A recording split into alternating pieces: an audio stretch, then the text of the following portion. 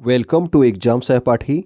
आज के इस बूस्टर सीरीज 7 में हम लोग संविधान संशोधन से संबंधित इंपॉर्टेंट पॉइंट्स को देखेंगे। तो आइए इसे स्टार्ट करते हैं और इसको देखते हैं।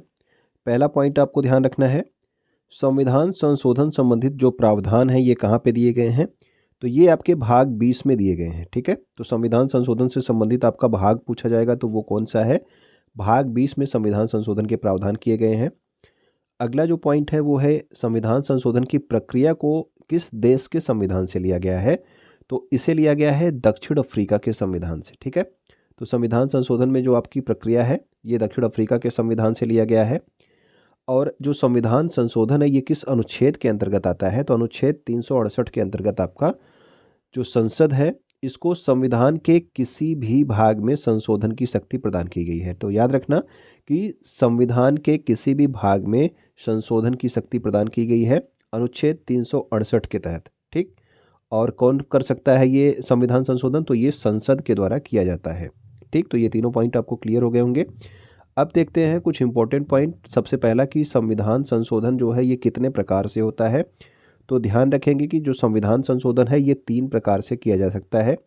एक तो आपका साधारण बहुमत के द्वारा। तो साधारण बहुमत क्या होता है कि जितने भी आपके उपस्थित और मतदान करने वाले सदस्य हैं उनके आधे से एक अधिक का भी समर्थन अगर प्राप्त हो जाता है तो वो साधारण बहुमत होता है। ठीक है ना, अगर आपके 50 जो है सदस्य पूरे हैं तो आपका 25 इसका आधा हो गया प्लस 1 अगर आपके 26 भी मिल जाते हैं तो ये आपका साधारण बहुमत हो जाएगा। ठीक है, विशेष बहुमत द्वारा क्या होगा, तो विशेष बहुमत द्वारा यानी कि जो कुल सदस्य हैं, कुल सदस्यों का बहुमत था उपस्थित और मतदान करने वाले सदस्यों का 2/3।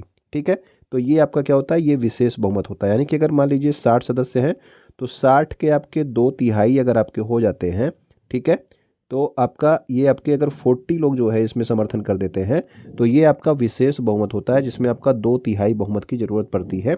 ठीक है, संविधान संशोधन के लिए। इसके अलावा जो तीसरा प्रकार है उसमें आपका विशेष बहुमत भी चाहिए। इसके अलावा आधे से अधिक राज्यों का अनुसमर्थन भी चाहिए, यानी कि समर्थन भी चाहिए आधे से अधिक राज्यों का। ये आपका विशेष बहुमत होता है। अभी आप देखेंगे कि विशेष बहुमत के अंतर्गत हम किसका जो है संविधान संशोधन, किससे संबंधित संविधान संशोधन कर सकते हैं। तो विशेष बहुमत तो आपने समझा, 2/3 चाहिए। उसके अलावा आधे से अधिक राज्यों का अनुसमर्थन, इसका मतलब अभी वर्तमान में कितने 28 राज्य हैं अगर, तो 28 राज्यों का जो है आधे से अधिक राज्य यानी कि आपके 14 + 1।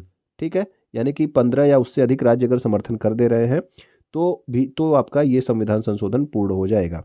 ठीक है, तो इसमें कौन कौन से जो है आपके संशोधन किए जा सकते हैं, तो अगर किसी राज्य की सीमा में परिवर्तन करना है, ठीक है, या फिर नए राज्यों का गठन करना है तो इसमें जो है आपका विशेष बहुमत भी चाहिए और आधे से अधिक राज्यों का समर्थन भी चाहिए। ठीक है, यानी कि कोई आपकी पहले से राज्य है उसका सीमा आपको बढ़ाना है या घटाना है या फिर कोई नए राज्य का गठन करना है। ठीक है ना, तो इसके लिए आपका विशेष बहुमत और आधे से अधिक राज्यों का अनुसमर्थन भी चाहिए। ठीक, अब कुछ और इंपॉर्टेंट पॉइंट्स देखते हैं जो हमारे एग्जाम्स में पूछे जाते हैं। संविधान में संशोधन से संबंधित जो विधेयक है ये किसी भी सदन में लाया जा सकता है। इंपॉर्टेंट पॉइंट है। ठीक है, कई बार आप लोग कंफ्यूज हो जाते हैं कि लोकसभा में ही आएगा, ऐसा कुछ नहीं है।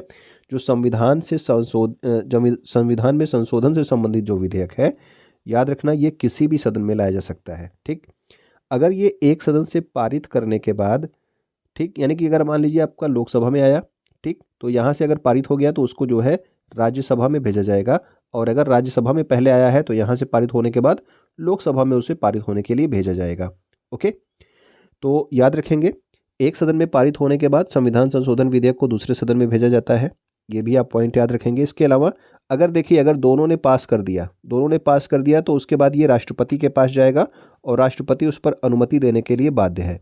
लेकिन अगर दोनों सदनों में गतिरोध की स्थिति उत्पन्न होती है, यानी कि एक जगह से तो पास हो गया, यानी कि समझ लीजिए राज्यसभा में प्रस्तुत किया गया, यहाँ से पास हो गया, लेकिन लोकसभा में नहीं पास हुआ, वहाँ पे गतिरोध की स्थिति उत्पन्न हो जाती है, तो ये जो संविधान संशोधन विधेयक है ये नष्ट हो जाता है। यानी कि इसे दोनों जगह से पास होना जरूरी है। संविधान संशोधन विधेयक, ये कानून बनाना नहीं है। ठीक है, कानून बनाने वाला सिस्टम अलग है, ये संविधान में संशोधन करने वाली बात हो रही है। अगर दोनों सदनों में गतिरोध की स्थिति उत्पन्न होती है, एक जगह पास हुआ एक जगह नहीं हुआ, तो संविधान संशोधन विधेयक क्या होता है, नष्ट हो जाता है। ओके, और ये भी याद रखेंगे कि संविधान संशोधन विधेयक के लिए दोनों सदनों में गतिरोध की स्थिति में संयुक्त बैठक का प्रावधान नहीं है। ठीक, जब आपका कानून बनाया जाता है तो आपने पढ़ा है कि अगर गतिरोध उत्पन्न होता है तो जो है राष्ट्रपति जो है क्या बुलाता है, संयुक्त बैठक बुलाता है।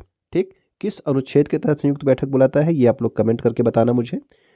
लेकिन अगर संविधान संशोधन की बात हो रही है तो इसमें अगर गतिरोध उत्पन्न होता है तो संयुक्त बैठक का प्रावधान नहीं है। ठीक है, कोई भी संयुक्त बैठक नहीं बुलाई जाएगी संविधान संशोधन विधेयक के लिए।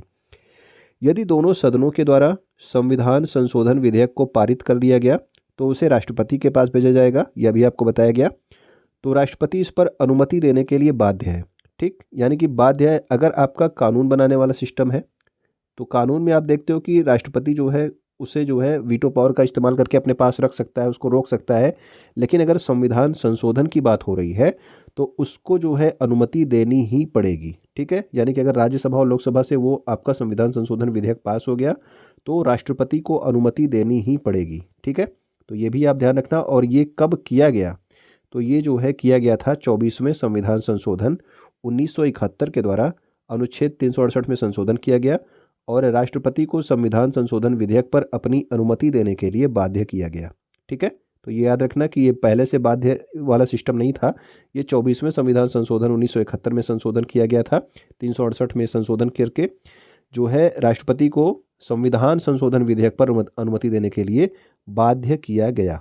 ठीक है, तो ये इंपॉर्टेंट पॉइंट थे हमारे संविधान संशोधन से संबंधित। उम्मीद करता हूँ कि आपको पसंद आए होंगे, तो वीडियो आप लाइक करेंगे और वीडियो पे आप कमेंट कर दीजिएगा। ठीक है, ताकि और भी बूस्टर सीरीज के अगर वीडियो आपको चाहिए तो आप लोग कमेंट करके बता सकते हैं। वीडियो देखने के लिए आपका बहुत बहुत धन्यवाद।